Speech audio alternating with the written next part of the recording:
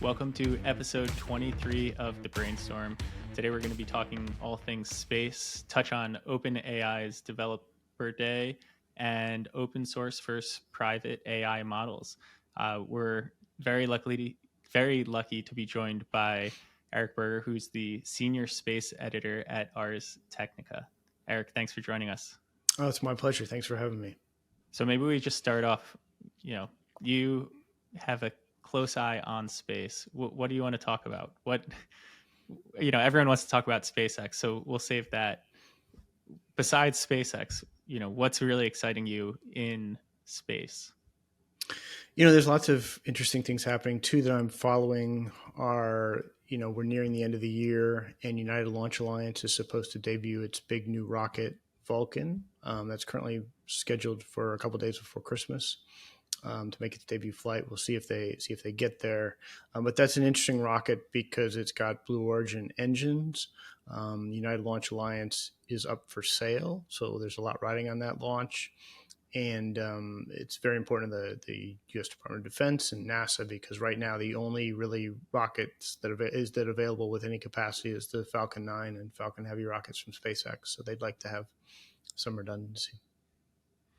And what's your take? Obviously, with the ULA, incredible delays and cost overruns. I think, it's up for sale for a reason.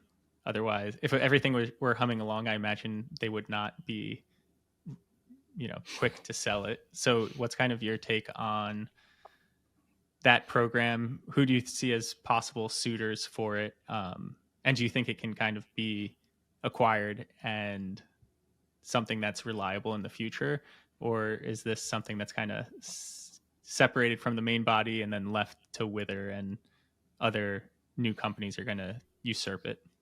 So ULA is owned by Boeing and Lockheed Martin, and the company is definitely up for sale. And I wouldn't be surprised if there's an announcement within the next couple of months about a buyer, and then it's going to have to go through regulatory approval. I think it's just a fact of the matter that, ULA started out as a monopoly. It's no longer a monopoly. It's going to have to get out there and compete. And I think to be successful, ultimately, ULA is going to require significant private investment. And I don't think Boeing and Lockheed want to put that in. And so I do think it's up for sale. Based upon what I'm hearing now, I don't think Boeing or Lockheed is the buyer. So I think it's going to be a new buyer. Private equity seems like a pretty good bet to me, coming in and trying to make it more competitive. Blue Origin is a distinct possibility I've heard recently. And then the other opportunity, I think, is if you're a company that wants to get into space and into government contracts, and maybe you're a large aerospace company but don't have space assets, this might be a valuable commodity for you to pick up, because certainly they have lots of contracts out there with both the government and Amazon for the Project Kuiper launches. Interesting. And then what was the second topic that you were focused on? I just, was interested in the transporter mission that launched this weekend. SpaceX it was the 9th transporter mission of small satellites. And there were some really interesting payloads on there. Like, for example, a company called Impulse Space had a LEO mission 1, they called it, the spacecraft that they built that's really innovative in terms of its in-space propulsion capabilities. And I think that's really kind of the next step after launch. SpaceX has really dominated that area, but then there is still lots of opportunity for moving things around once they get to space. So it's interesting to see if companies like Impulse, Launcher, Deorbit, Rocket Lab with their Photon spacecraft, there's a bunch of others too, like Momentus, that sort of, it's really the period for these companies to start sinking or swimming where launch was maybe a decade ago. Definitely. And I'd love your take on this. We're getting towards the end of the year, so we're working on our end of year research reports and putting things together. And the title is Big Ideas. But one of the topics that I was considering was going out there and saying, small launch is not a big idea. And there's been tons of these companies that have reached various stages, and if there are people who are working on them, they still claim that there's a market for this long term and it can be a good business.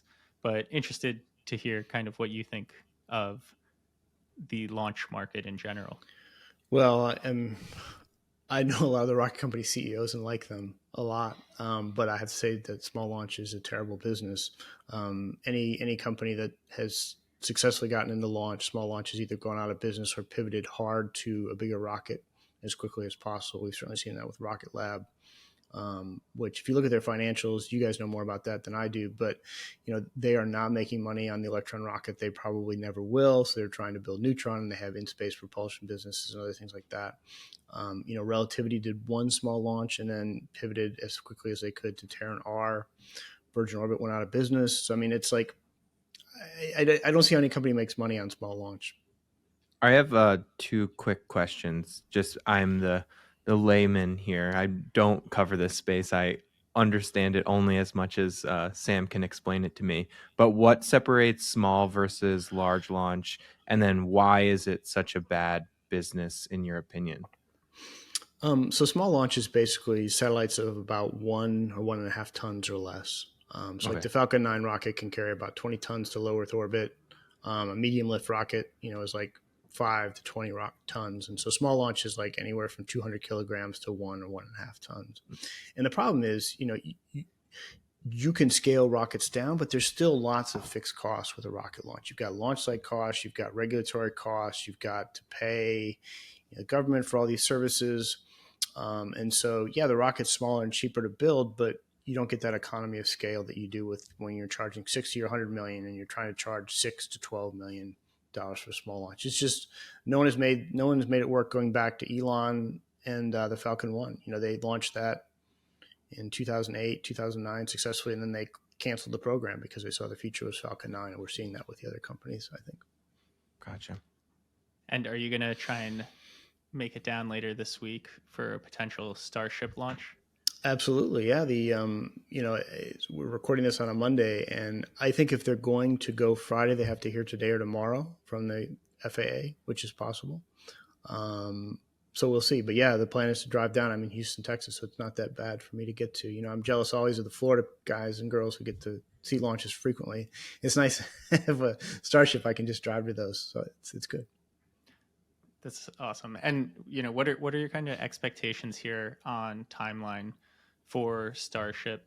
I thought it was surprising. It was last week, I think it was last week or 2 weeks ago. Musk tweeting out that Starlink is free cash flow break even. Obviously, a huge milestone there, but very dependent on Starship for really scaling it to the next level.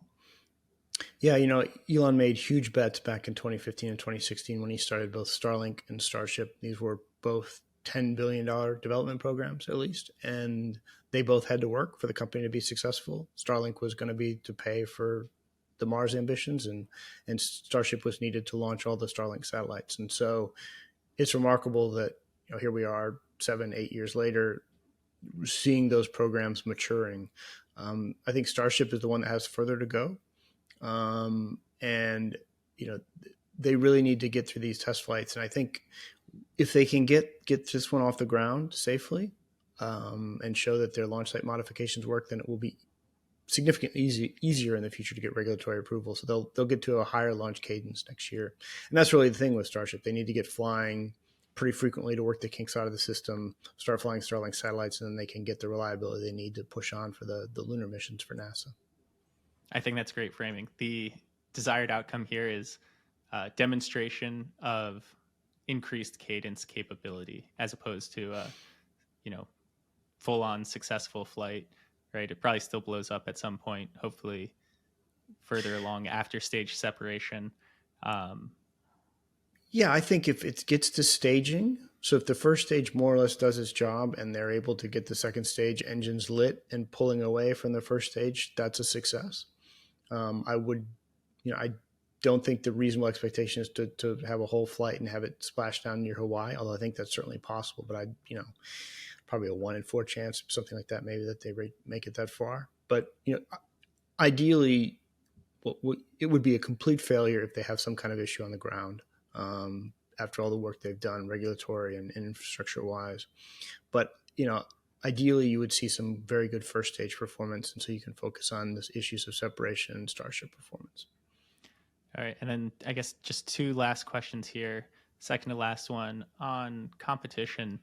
I think when we talk about SpaceX, often what we hear is, oh, Blue Origin and China. And at least when I look, Blue Origin execution still seems quite slow. Uh, be interested to hear your thoughts. And then China, most recently, the video going around is kind of the suborbital rocket hop. And, that's very different than reaching orbit and coming back. So, would love your thoughts on competition, if those are the two correct places to be looking, or if there's some place else to be looking. So right now there is, quite frankly, no competition to what SpaceX is doing in the launch industry. The only reason they don't have 100% of launches in the Western world is because Europe wants its own capability, and there's a desire both for competition in the industry from satellite companies and things like that, and there's also reluctance to work with SpaceX. I mean, they do not play particularly well with others in terms of they try to do everything vertically integrated. But they have the cheapest, best rocket on the market, and it's not even close. Blue Origin is coming along. Jeff Bezos is probably investing like $2 billion a year in that company, but it remains very slow, very plodding, and I think they still have quite a ways to go on New Glenn, their orbital rocket. In terms of competition, other companies I would look at closely are Rocket Lab. I have a lot of confidence in their CEO, Peter Beck. And I think they're making the right step with Neutron. It's not that huge of a step. And I think there'll be some medium lift competition within a couple of years, and then potentially relativity space in the mid 2020s. We'll see. They're really biting off a lot with their Terran-R vehicle, but they've got good people. And then you mentioned China. The work that China is doing, that private company video was cool, but that's about where SpaceX was a decade ago with Grasshopper. So I think they've got a ways to go, but they certainly are they are the most credible competition in my mind because they have the government interest. It's quite clear that the government and private companies in China are not hiding their admiration for SpaceX. Like, they are not trying to do it a different way. They're seeing what SpaceX is doing and quite clearly copying that. But having just written my second book on SpaceX, I know how hard it was to do what they did with the Falcon 9. So I still think it will be quite a while before China or anyone else gets to that kind of a capability with a reusable first stage and just these efficient operations. Great. And then you led right into the last question here. How do people follow along with what you're doing, and how should people track what's going on in space? Yeah, so I write for Ars Technica. We now have two space reporters, myself and Stephen Clark, so we do a pretty good job of keeping up to date on the most interesting things happening. So you can find us there. And then I have written a book that was published a couple of years ago called Liftoff, about the origins of SpaceX. And in about 10 months, I'll publish a sequel that's going to cover the Falcon 9 and the rise of reusable spaceflight, and kind of tell the story of actually how they did it, which is a pretty interesting story. So amazing. Well, I remember when Liftoff, I think, came out, we did a podcast episode. I guess that's 2 or 3 years back now. And hopefully we'll have you on again when the new book comes out. I'd love to do it. There's lots of great stories, and they did some crazy things, I have to say. Well, you got to do crazy things to accomplish crazy goals. That's right. Amazing. Eric, thank you so much for joining us. Hey, it's been my pleasure, guys. Thanks a lot. Thank you. All right. Changing topics here to OpenAI and their developer day that they just had. Nick, what are the big takeaways here? Bigger, faster, stronger, I think. No, we got a ton of new news out of this developer day, mainly that their next generation ChatGPT 4 Turbo is going to be better than the previous generation. I feel like this is kind of like an Apple announcement. Oh, it's slightly thinner. It works slightly better. Well, is it 128,000 character context window? That seems like a big jump. Yes. No, I was making light of the achievements that they have in this in this developer day, but I think what you're seeing is just a general shift in the way that they're approaching AI, I think what they're doing around agents, and so this is the embedding of allowing anyone to create their own GPT. So you can now, prompt and essentially train an individualized version of ChatGPT to a specific use case. So if you want, a ChatGPT that is only going to talk to you about space, right? You can actually now have that in this new announcement. And I think that is really an interesting approach to the foundational model that they have. And so I think the way that they put it is you're essentially now building in app store on top of this foundational model in ChatGPT 4 Turbo, or I assume the foundational model beneath all of these ChatGPTs will continue to improve. But then you have, this application layer on top that is, I think, a really interesting business model, because if you look at, what Apple's able to do, they take 30% of all transactions. I would imagine, if developers want to monetize their individualized version of GPT, they can now, offer a monetization method, or OpenAI will have a monetization method off of, the GPTs people are building. My one question, my one concern, and this is something I've always thought about when it's come to AI, because this is essentially low code to no code, as in you're just text prompting to build some of these GPTs. How commoditized does this second layer get? Or how much development needs to go into this to have something truly unique that someone can't just, come out and copy? And what do copyright laws and, infringement on IP look like at this level? Those are the questions I would have when it comes to kind of this new monetization mechanism and app ecosystem evolving on top of the ChatGPT foundation models. Mm-hmm. And one thing that I am hesitant about or cautious of, obviously, data is king here. And so the ability to upload your own data as part of that GPT training set, you have to go like another layer deeper to say, don't train on this. But I do think ChatGPT, OpenAI, they're looking for more data, more novel data that's not available out there. Because I think to what you're saying, how do you avoid becoming commoditized or being a commodity? You have data that no one else has. And so there's that on the GPT side. But then there's also the other announcement that they made, I guess in parallel, or is just on their site, where they're looking to work with individual companies that might have proprietary data sets and to build off of that. Because I think you're right. They need novel data to stay ahead of the game.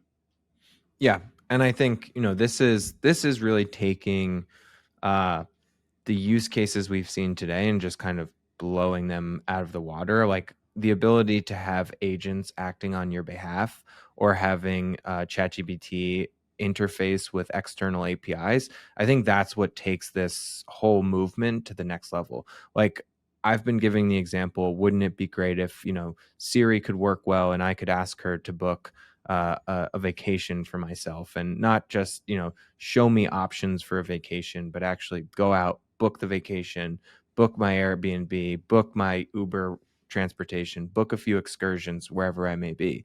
Like, I think that's where this is all heading. And it's, the right approach, in my opinion, to open this up to developers, because OpenAI can't build all of those individualized apps, right? Just in the same way that Apple couldn't build the entire App Store. It went out, it looked at certain applications and built those specifically because they knew that those may be, very widely used, as in Messenger, the phone, having Safari. Like there are certain applications, calculator, clock, that just come custom built through Apple. And I imagine, OpenAI will approach it in the same way. They'll have kind of OpenAI's version of certain use cases or certain custom GPTs, but, then allowing third-party developers to actually build the broader use cases, the ones that we're not even thinking of today.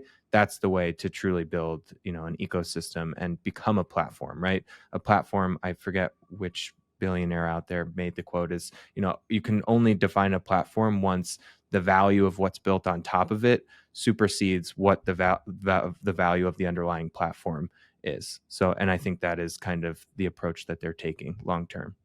And that's a good way to transition to our third topic, which is which will be more performant long term, these private large language models or the leading open source large language models? Nick? Before we get to that, I actually want to give credit to me butchering the actual quote, which I think was by Bill Gates on platforms and the definition of platform. So we're going back to the previous topic here quickly, just so I can give credit to that mysterious billionaire who happens to be Bill Gates. We can't be taking credit for people's work here, Sam. No, when we look at open source versus closed, I think it's really interesting, and hopefully we'll be able to pull up the graphic here. And this is looking at the performance of open source models out there versus, company specific models.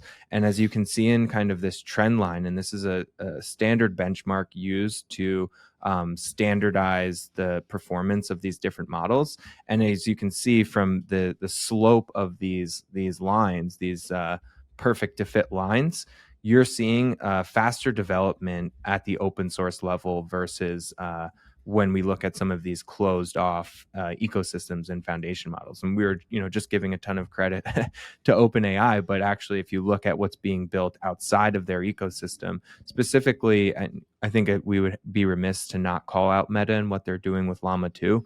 Who would have thought we would be sitting here crediting Meta and Facebook for building, the most widely used open source model? But that's the reality of today. And, giving developers the opportunity to use these models in a way that's not putting any burden on them from a financial standpoint is actually, I think, proving to be a successful solution to, the closed off ecosystems that some companies are building. And that chart is from the great work of Frank and Joseph. So yep, giving credit. We have to give credit. Yeah. Right after you give credit to Bill Gates. Yeah, we're giving credit to Bill Gates. We're giving credit to Frank and Joseph. And so one, you should tweet at them and discuss it, because I think it's interesting, not just from open source versus private, but it plays into the AI regulation discussion that we were talking about last week. And how do these companies interact with the rules of the land, right? If there is a private company, it's far easier for the government to come in and say, regulate that. Open source is probably a bit more difficult. And the flip side of that is it's far easier for a private company to lobby the government to get favorable rules made. Whereas open source, you don't necessarily have that cohesive unit to get into Congress and say, hey, consider these things when making the rules. And I'd say just the recent history of software has been towards open source. And so it's unclear that trend should change now. Well, I think it is, but also if you look at the true winners, at least in the software space, it has been private companies with closed off ecosystems. And I'm using closed and private interchangeably here because I think both work to a certain extent. If you look at kind of the early development of certain standards with the internet, you had open source standards. If you think about the operating systems behind desktop computers, there's actually some interesting charts floating out there. If you look at it, in the early days, it was the open source models, some of these open standards that actually took off. But then you really needed a pioneer to come in and push the progress to what consumers would actually want to use it for, and that's how you had Mac and Windows kind of come out of this open source kind of fight that began in kind of the early days of compute. And I think maybe you'll see something similar arise in the open versus private / closed debate in the AI world, right? Like maybe open source is where you'll see a ton of innovations, but to say that Facebook isn't watching very closely and won't take all of this at some point in-house and then build very specific use cases that help, that work really well with Nick's new Ray-Ban sunglasses that he wants further capability for. Yes, that would be amazing. You saw the videos. You were there. You're Yeah. actually in the video, Sam. I did the video at the wedding. I think it is actually the first wedding to be ever videoed through a pair of sunglasses. So I'm going to take that with me to All the right, grave. someone call up the Guinness Book of World Records. And hopefully, I did send the video to Meta. I found the Meta Ray-Ban glasses account on Instagram, and I sent it to them. So maybe we'll see my wedding in the next keynote, and Zuckerberg will talk so kindly about it. But back that's we really tailed off there.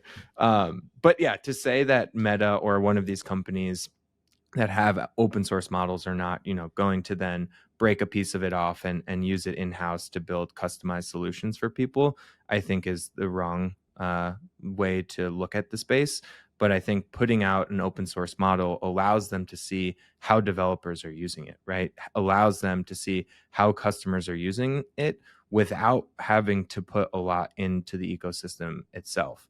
The amount of money OpenAI is probably spending versus Meta, probably wildly different in terms of, use case and just training for these models. But I could be wrong there.